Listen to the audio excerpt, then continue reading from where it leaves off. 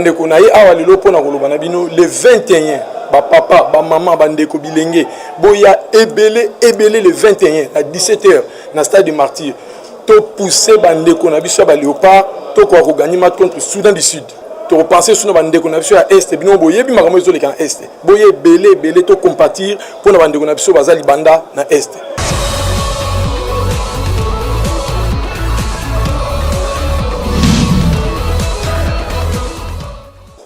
Na bengi bino belé le 21 mars oyo boya na stade de Martyr pour soutenir Léopard na biso. Boya belé. To yali ko soutenir Léopard pour na ko compatir malheur oyo ezali na Grand Kivu lelo ensemble na biso nyos. Boya belé le 21 mars bozangati. Biso nyos to na kati pour na ko soutenir Léopard na biso pour to gagner ba Soudanais. Boya des belé on est toujours ba gagnant, to gagner bango.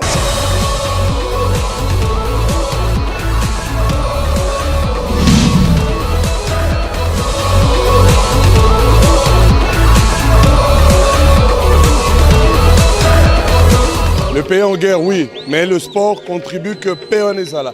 Donc le 21, on peut s'arrêter pour belé toujours. Congolo Amakasi.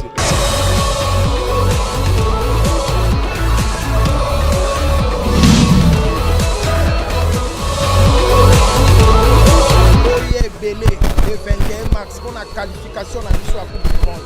Boya, RDC, Lokwa Makasi, Boya Binonio, Sotrozala, Bisonio ensemble, le 21 mars, dans le stade de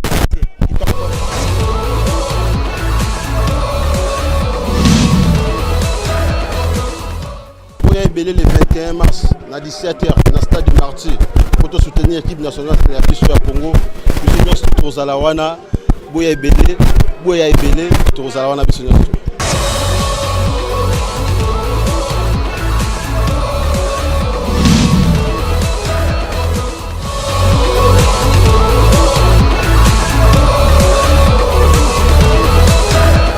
Nyonso ba to soutenir équipe nationale pour Nabiso pour Mboka to bosani te bana Bukavu Goma partout tous en asima na bino to ebi ke mamnyo sezoleka batu nyonso tous a mobiliser na stade de Martyr biso soto zalana kitoko